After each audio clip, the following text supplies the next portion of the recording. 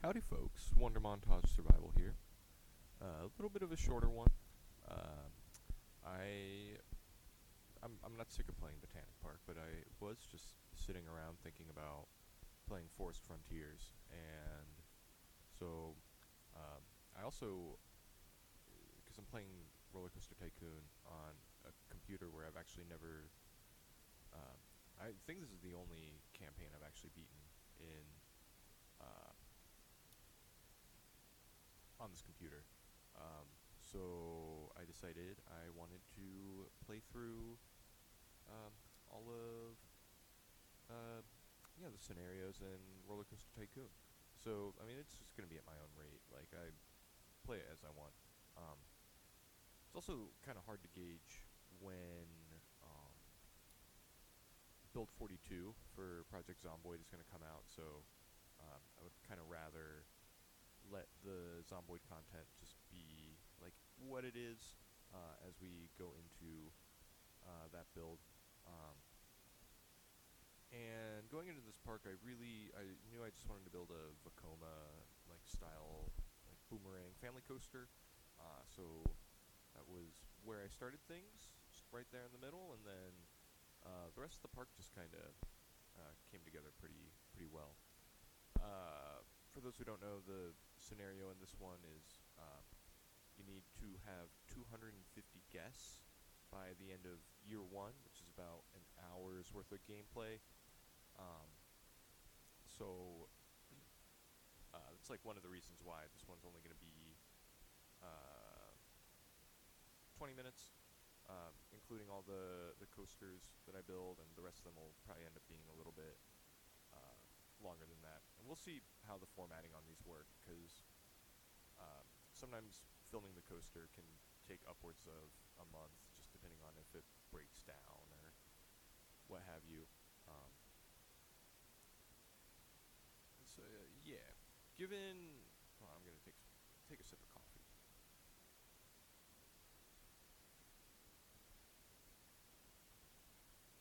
So this is gonna be kind of played at my own rate.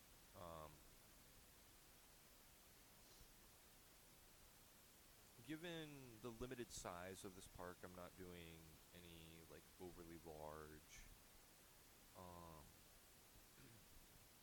like station platforms. I do change a couple out just to like the log cabin style, just to kind of give it a little bit of flair. But um, probably on some of the bigger parks, we'll end up doing things that are a little bit more complex.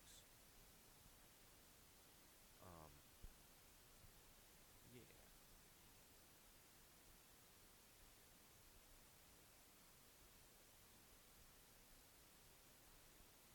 So yeah, we are going to end up building both this Vekoma, and then there's also going to be a wooden coaster that I end up building, kind of towards the end.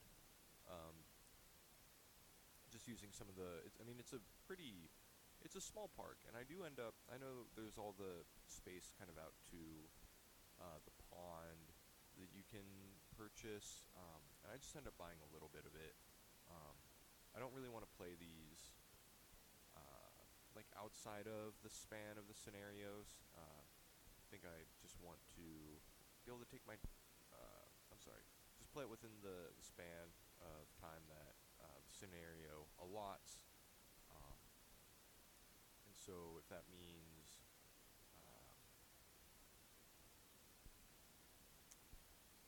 like having to cut beautification just in order to arrive at um, a park that functions effectively within the game's scenario, then I'm like willing to do that. Um, I was also even considering like on some cause in the sorry on the last computer that I played through this game on. There were some of the harder ones that some of the harder scenarios that I had not completed. Amity Airfield, Infernal Views. I can't remember all of them off the top of my head. I also don't think I'm going to be doing these in order. I'll kind of jump around and do a couple from Roller Coaster Tycoon 1, do some from Corkscrew Follies, from Roller Coaster Tycoon 2, um, and they'll all end up in different playlists. But I was just feeling reminiscent for some Forest Frontiers. I was making sure that early scenario ending wasn't enabled.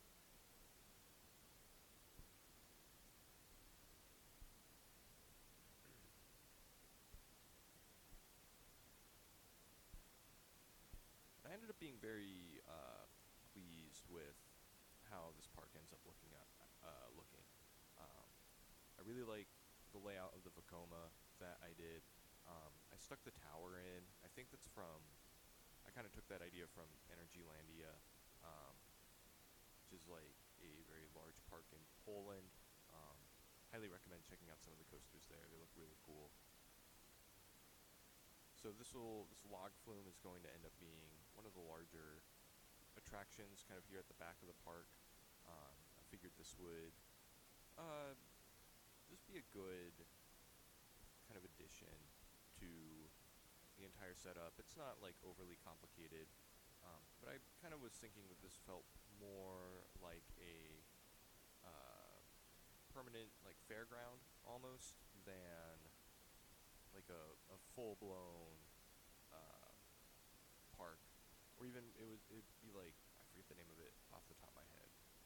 It's Whitewater World. It's the park that Katie's World is inspired by.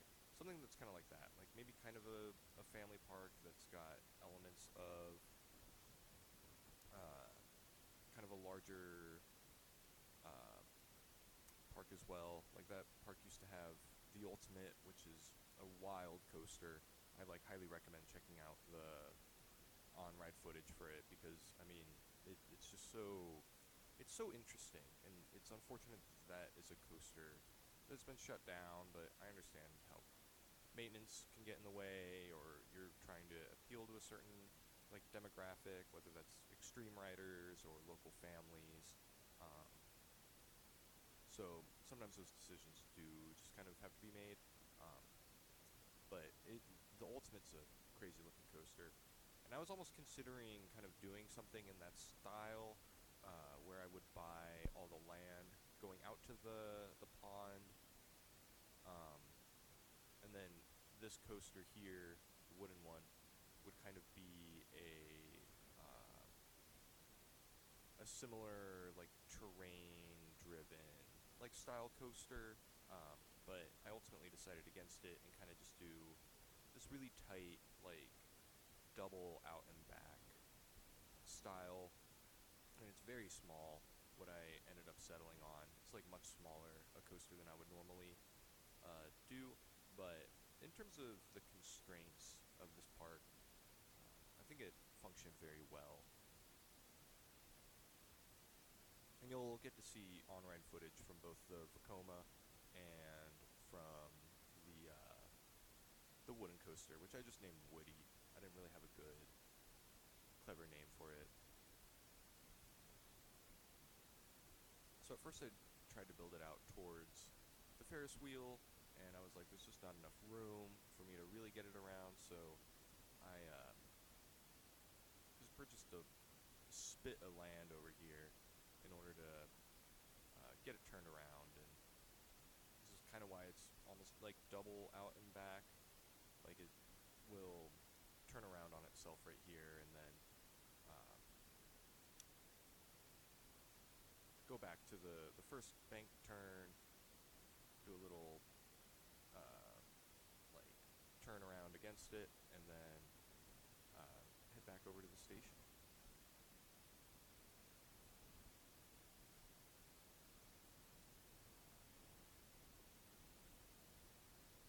I even think this ends up being our last ride that I put in. We'd unlocked the observation tower just after finishing this one, and I kind of considered um, putting in an observation tower, but I just didn't have a good spot to allow for it to kind of be highlighted by itself. Like the whole park would feel very busy if it were in here, and I wanted there to be a little bit of space kind of in between all the rides.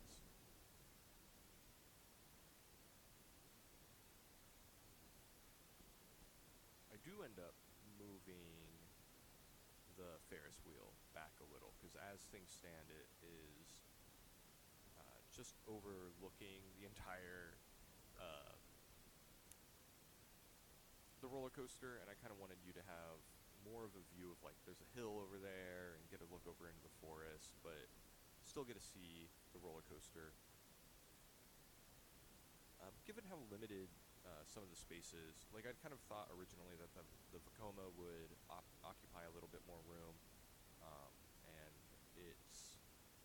would occupy a more central location, and instead it's kind of defined along the midway as you come into the park. So, yeah, that's just kind of how I ended up setting it. And so now the rest of the park is just going to, the rest of this video is just going to be the beautification of the park.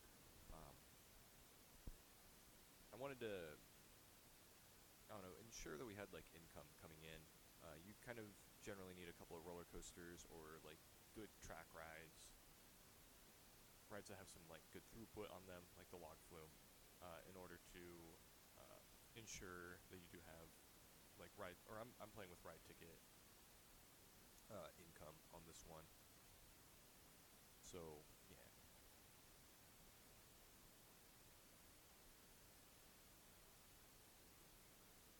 Yeah, I wanted to have enough income before just sitting down and doing a bunch of beautification, but not having money to actually do beautification. That's what I'm trying to get at. Nothing too big to report about this park. It's pretty simple. There's lots of ways that you can beat this one, like, with almost minimal effort, kind of involved in the whole setup, but which is, like, what for me kind of makes it fun. It's like the park has, like, such a distinct space. If you do want to play this one, like, fairly long term, there's plenty of room for expansion. Like I said, like, the pond area could either be built as its own, like, separate section, or it could be utilized as like one attraction, kind of going out a little further, but I just didn't really have the money or the wherewithal to play 3 years on a scenario that only takes one. I, like, did this in an evening, just, like, after dinner with some friends.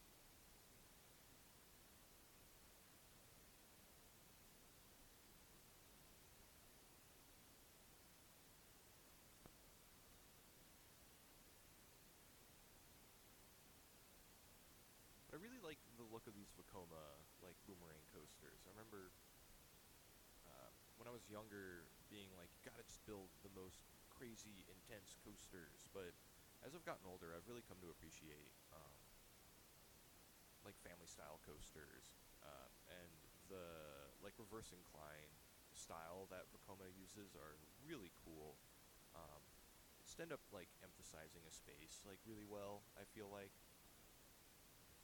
So I think they're really fun getting to build them, just because they're compact. They're small and compact, but they, like, do the job that they're looking to do, like, very well. I built this little food court area, just like a little sitting area underneath the spiral slide, which I named Helter Skelter Lighthouse, which I think is the name of, like, the original ride that the spiral slide is based on.